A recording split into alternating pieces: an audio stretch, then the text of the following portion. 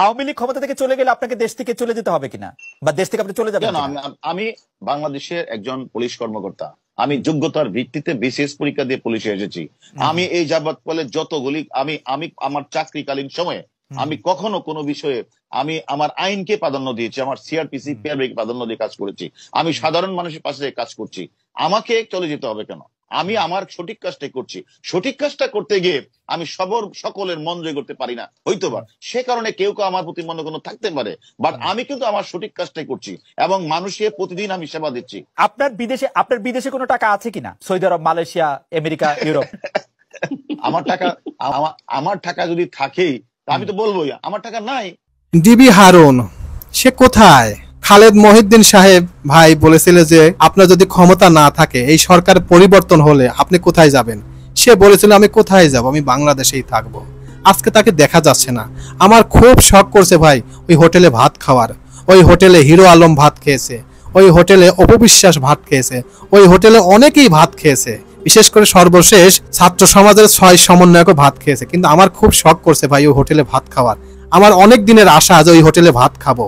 একটা হোটেলের দোকান দিয়েছিল, সেই হোটেলে আমি কাস্টমার হব না, এটা আসলে আমার জন্য খুবই কষ্টদায়ক বিষয়। তাই ডিবি হারুনকে খুব দেখতে মন চাচ্ছে এবং তার হোটেলে যাওয়ার খুব শখ করছে আমার। কবে যে যাব আল্লাহই জানে। কারণ ডিবি হারুন যে কাজগুলো করেছেন সেগুলো আসলে খুবই হাসির কাজ, এবং তিনি যে অন্যায় করেছেন সেগুলো বলবো না, কিন্তু হোটেলে যাওয়ার খুব শখ করছে ভাই আমার।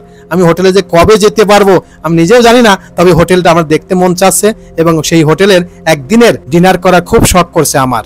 তো ডিবি হারুন যদি এই ভিডিওটা দেখে থাকেন, আপনাকে রিকোয়েস্ট করব আপনি আবার একটা ভাতের হোটেল দেন, সেই হোটেলে আমরা কাস্টমার হিসেবে আসব এবং খাবো। দেখেন ডিবি হারুন তিনি একজন বিসিএস ক্যাডার প্রশাসন থেকে। তিনি আলোচনায় আসেন বিএনপির নেতা জয়নুল আবেদিনকে মারার পর। সংসদ ভবন এরিয়ায় তাকে যেভাবে প্রহার করেছিল এই ডিবি হারুন, সেটা কিন্তু এখন পর্যন্ত ইতিহাসের পাতায় লেখা আছে। তিনি যে অন্যায় করেছেন, তার বাবার বয়সী একজন লোককে যেভাবে মেরেছেন, কোন পুলিশ সদস্য এরকম ফ্রন্ট পেজে মারছে কিনা সন্দেহ আছে। এটার বিচার হবে না? অবশ্যই অবশ্যই হবে। ডিবি হারুন সাহেব আপনি যেখানেই থাকেন, আপনি ভাবছেন যে আমি বিদেশ চলে গেছি আমার কিছু হবে না, আপনারও হবে। পাপ বাপেরও ছাড়ে না। আপনি যে অন্যায় করেছেন, সর্বশেষ ছাত্র সমাজের ছাত্রদের ধরে যে প্রহার করেছেন, নাহিদ ইসলামকে যেভাবে মেরেছেন, এটা মানুষ দেখে নাই, মানুষ বোঝে না। আপনি আইন জানেন, আমরা কি আইন জানি না? আপনি কি আইনের স্মার্ট? আপনি কি আইনের প্রণেতা?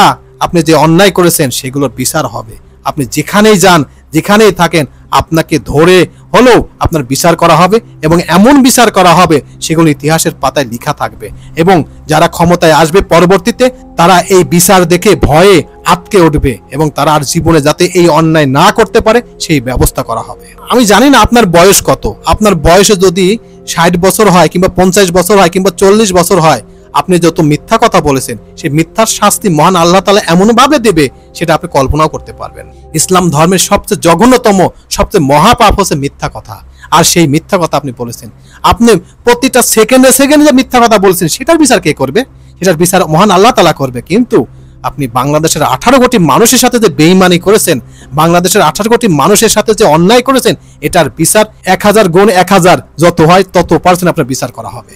আপনি ভাটের হোটেল খোলেন না, আপনি মানুষের সাথে মশকরা করেন না, আপনি মানুষের সাথে অন্যায় করেন না, আপনার খুব খুশি লাগে। আপনি আইন শিখান, আপনি আইন জানেন না, আইনের বোঝেন। আপনি শেখ হাসিনা চামচা, শেখ হাসিনা যা বলছে আপনি সেই কাজগুলো করেছেন। শেখ হাসিনা হাজার হাজার অন্যায় করেছেন, তাকে আপনি সাপোর্ট দিয়েছেন। আপনার বিচার হবে না? আপনাকে 1000%, 10,000% বিচার হবে। বেঁচে গেছে শুধুমাত্র বেনজির, সে শালা তো চলে গেছে। সে শালা যদি থাকতো তারও বিচার করা হতো, এবং তাকে হবে। তিনি যে দেশেই থাক সেই দেশের ইন্টারপোলের মাধ্যমে তাকেও আনা হবে। আর আপনি যে দেশে পালায় যান, যেখানেই থাকেন, আপনার বিচার হবে হবে হবে। আপনি যে অন্যায় করেছেন, 18 কোটি মানুষের সাথে যে বেঈমানি করেছেন, আপনি একজন প্রশাসক, আপনার কাজ ছিল একটাই, যে অন্যায় করবে তাকে শাস্তি দেবে, যে অন্যায় করবে না তাকে আপনি খালাস করবেন। আপনি কি করেছেন?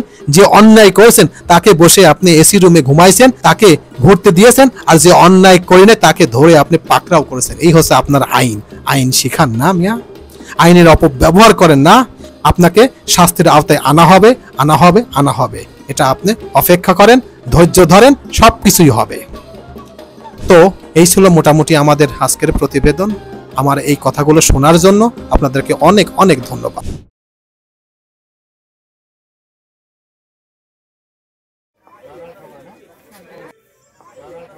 আপনার